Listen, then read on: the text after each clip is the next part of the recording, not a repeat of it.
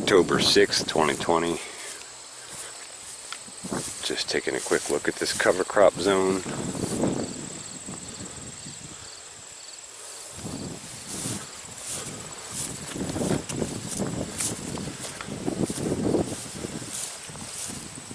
can see it's greened up pretty nice. Doing pretty well. Oh, look at that. Look at that. That is awesome. Those are radishes. It was a black round radish that I had from a breeder friend maybe 5 years ago. I grew a bunch of them out one year. I let them go to seed. I saved some of the seed, and I never got back to planting it. But from the seed I saved, it's managed to spread itself around, I think through birds, mice, etc. And it's interesting that a whole bunch of it came up in here. That's fantastic. Radish is an excellent cover crop for those who don't know, especially daikon radish that has those real deep, long roots.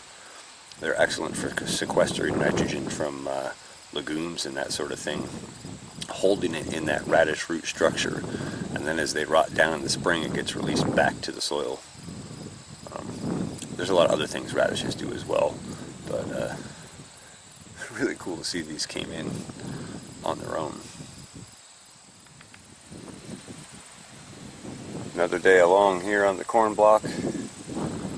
Excellent germination and growth happening, both buckwheat and rye. Just thought I'd get a quick clip. Very excited to see all this green popping in here. Not used to having things germinating and growing this time of year. Feels good to be another phase into achieving better regenerative agricultural practices.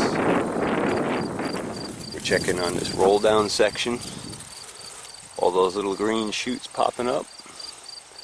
That's all rye. Just seeded in and rolled down. Fantastic germination. For those who aren't familiar, I'll just take you in for a closer look. This all here, all these little green shoots coming up. That's the cover crop rye that I seeded in here. And we also see a few buckwheat reseeded in here as well. This is the upper block. Same thing. Good germination, good growth.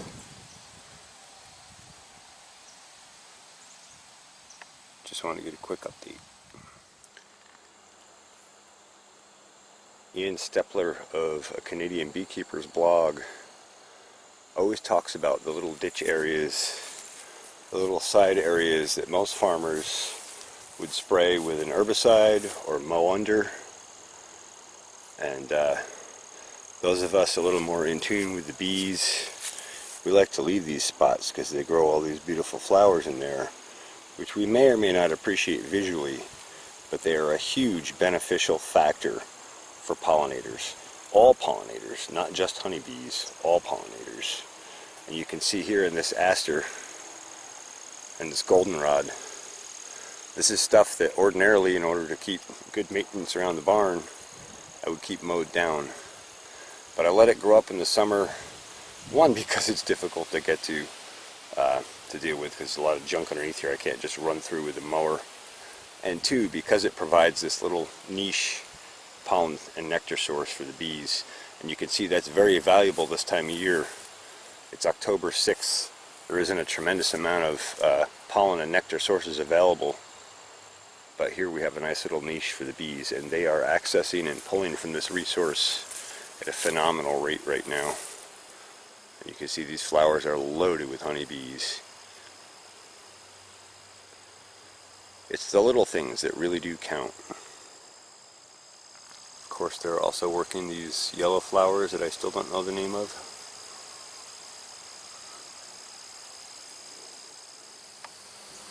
Oh, and despite the winds today, it's a beautiful day for honeybees.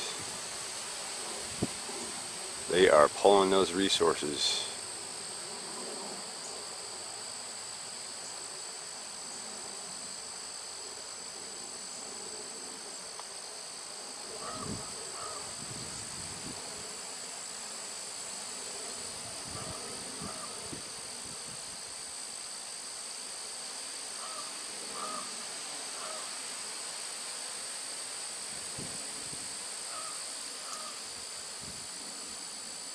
It's time for me to pull off any of these extra boxes that don't have honey in them, get entrance restrictors and screens on, and start buttoning these guys up for winter.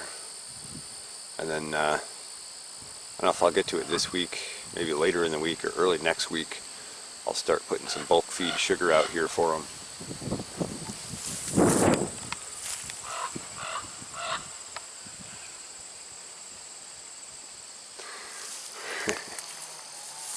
Local bird friends flying by saying hello.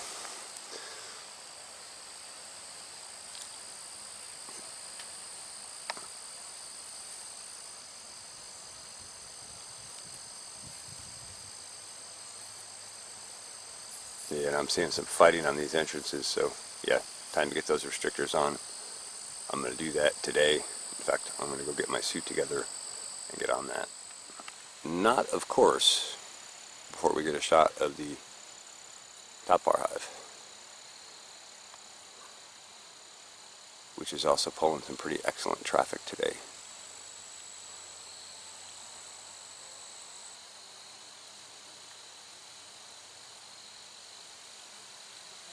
Taking off no honey robbery this season from the bees, but I still feel like I had an excellent season. I learned a tremendous amount about honeybees this year through observation and also through some excellent videos from a Canadian beekeeper's blog and also from Frederick Dunn YouTube channels. Thank you to both of those gentlemen for all the excellent information that they're providing to beekeepers. Oh yeah, and also from my friend Kaylee over at the Honeystead. She's doing some excellent educational work over there as well. So thank you to those guys. Alright, October 6th, 2020. It's been a very strange year weather-wise. Very awesome year learning-wise for honeybees for me. We're going to go and pull the top box off the right-hand hive and the left-hand hive. Top box in the left-hand hive is pretty much empty. Right-hand hive I think has 4 or 5 frames of honey in it. We're not going to extract that. We're just going to pull it off and save it. And if they need a boost in the spring or whatever, we'll be able to give that to them. And otherwise, we'll save that for swarm capture. Alright, let's jump in. Alright, I got the lid off Swarm 2. Man, that was some glue job. They really had that thing glued down solid. Alright, let's pull this box. Okay, got box 4 off the top. Some honeybees in that. And we're going to pull these frames, move them over to that empty, and brush the bees off them. And we'll pull the box. Actually, I just changed my mind. I think I'm going to leave this box right on here. Why pull it off and disrupt the colony? They can use this resource over the winter if they need it. In the spring, when if they still have this on and I need honey resources for other hives, I'll be able to pull this box off then and use it. And they'll be able to reseal all these other points in here. Like I haven't had this off since the last inspection, which I don't know, a week or 2 ago. But I would imagine they've sealed a lot of this back up. And I really don't want to disturb this colony too much. They're really strong and healthy. So instead of pulling this box and going through all that for now, I think I'm just going to leave this on. I'm thinking about pulling a frame, but I think I'm not even going to do that. I think we'll just let them box it up for the season. So I'm going to throw the cover on this and get out of this hive and let them carry on. Alright, I just put some smoke in the entrance of the 18OR1 original hive. I'm just going to pull this medium super off because they weren't filling this. And I should just mention, really shouldn't be working in the bee colonies on a windy day like today. But it's a good day, sun-wise and all, and I just want to get these guys closed up so they can finalize for the season and ensure success of these colonies over the winter as best I can. So preferably you would work on a more calm day. Lots of reasons for that, one of them being smoke tends to fly away on you really easily on a windy day. Anyway, just thought I'd mention that. Alright, let's pull this last box off of here, get these guys closed up, get these entrance restrictors on, and carry on. Whole lot of bees on the top of this.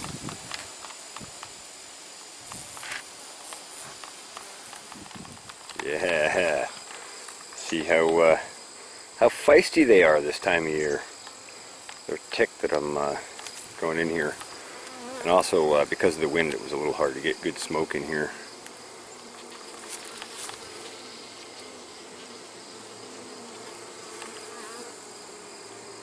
Hard to tell if they did anything with this box either. Well, let's take a look. Alright, so we're just taking a look at the bottom of that third box that was on here. I guess we'll let you have a look at all the beautiful honeybees in here. Oh, I'm going to miss you ladies over the winter.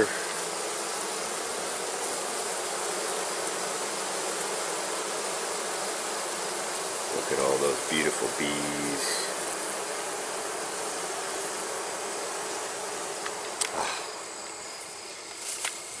So there is a little bit of comb and honey in the inner couple of frames here. So again, I'm just going to leave this box on over the winter, and we'll deal with things in the spring. No point in going through the trouble of disturbing this colony so much to pull this box and these frames out, when ultimately we'll just let them fill it back up in the spring. And there is some resources in here for them, so we'll let them use that or continue filling it for the last week or whatever we got left here of warm weather. So I'm just going to put that back on. Just one last look in this colony, because I'm really going to miss my bees.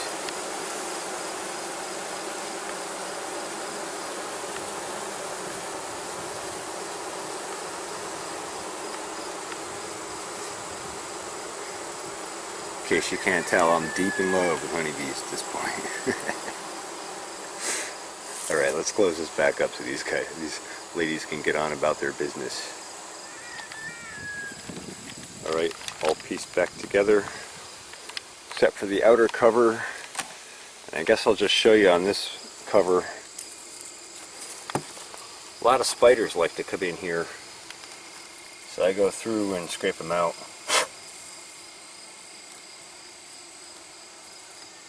And some honeybees still in here. I'll brush them off in front of the hive and let them return. Alright, so that's it. We got the empties off, and the rest should be good. I was mistaken before when I said that fourth box had honey in it. I meant this third box has 4 or 5 full frames and some partials. But again, I'm not going to go through the trouble of extracting that, and I'll save that resource for next spring. When I expect we will start capturing swarms, probably from this hive, possibly also from that one and this one. We'll see about that. And almost certainly from the top bar hive over there. I expect that will be chock full of bees in the spring, and I expect that will throw out at least a couple of swarms next year. So I'll have to be prepared to capture those swarms. It's always nice to have a frame of honey to throw in with a newly captured swarm, so they have resources available right off the bat.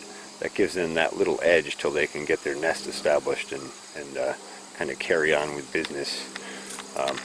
Alright, now we're going to put some entrance restrictors on.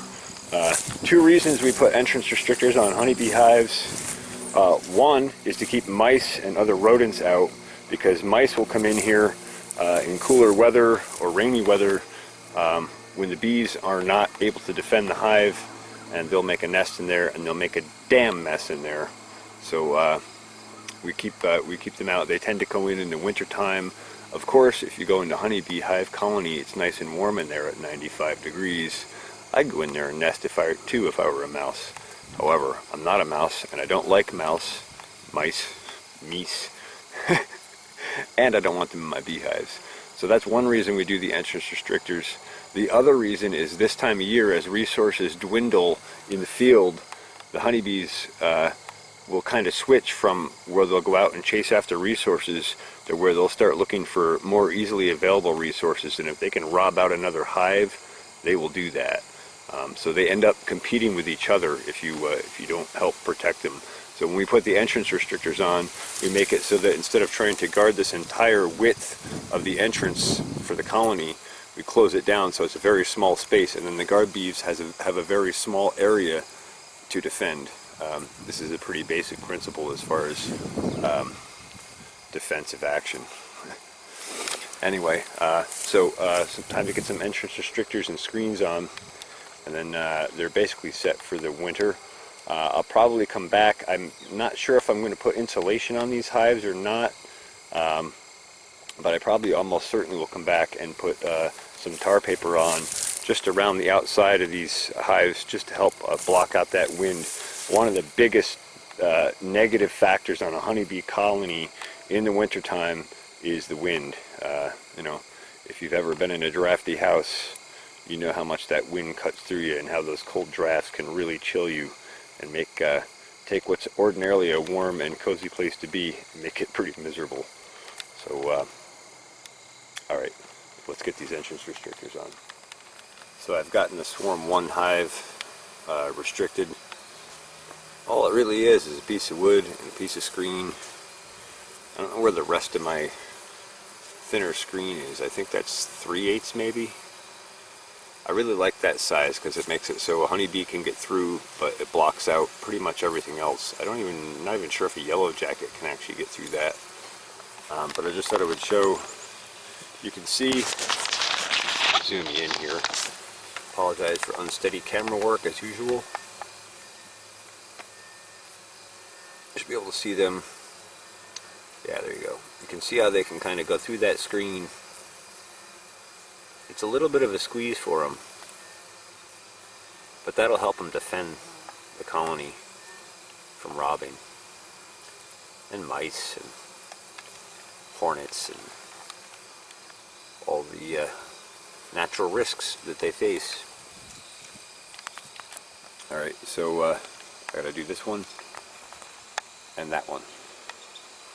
And I gotta find a piece of wood. I thought I had my pieces of entrance restrictor wood back out here, but apparently I don't, so I gotta find those quick. Alright, so there's number 2 on. And you can see, and I just put that on. You can see they're a little confused trying to come back into the colony. Trying to come in and out that left-hand side. Instead of going in the right-hand side where there's space. But I'm sure they'll figure that out. They're super intelligent creatures.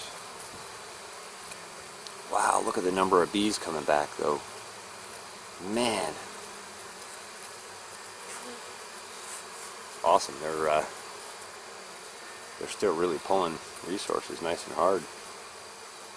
I don't recall it being anywhere near like this last year on this date. But I think it was a little cooler also, so glad we have the warmer weather. I'll just zoom in on this because it's kind of interesting to watch.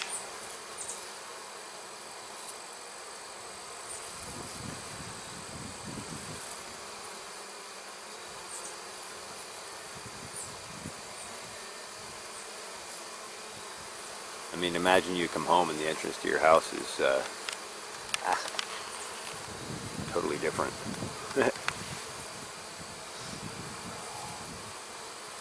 Now, maybe I should even move that over and let them go in and out the left side.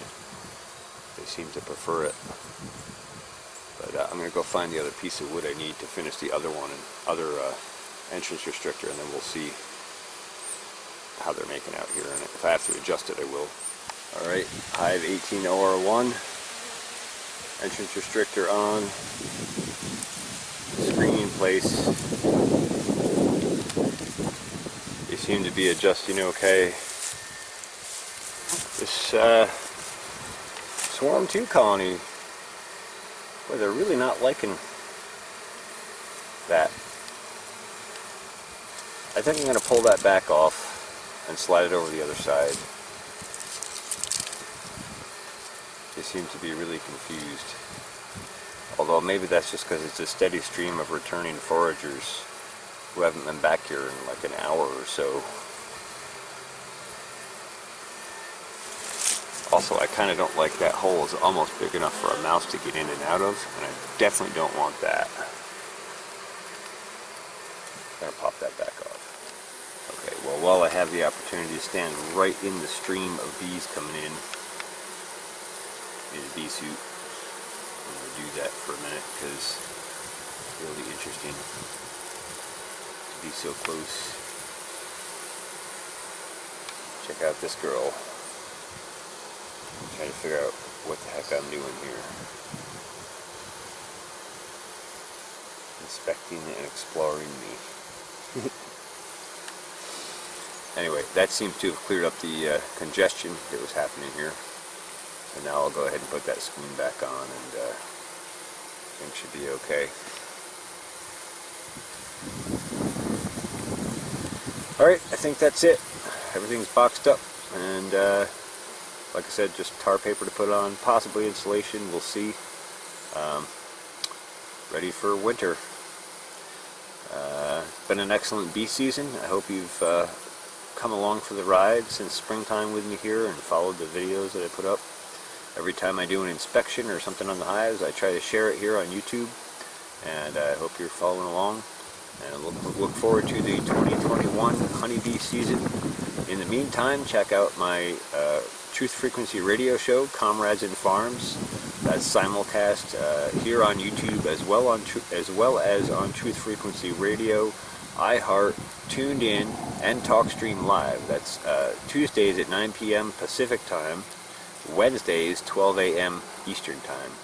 And we'll be talking about bees a lot over the winter, and at some point we'll be having Kay Lee from the Honeystead on as a guest, and also Ian Stepler from A Canadian Beekeeper's Blog. So those should be some excellent and interesting conversations as well. I hope you found this interesting or informative. If you have questions or comments, please do so down below. Don't forget to like, share, and subscribe. Thanks for watching the Pharmacy Seeds Network.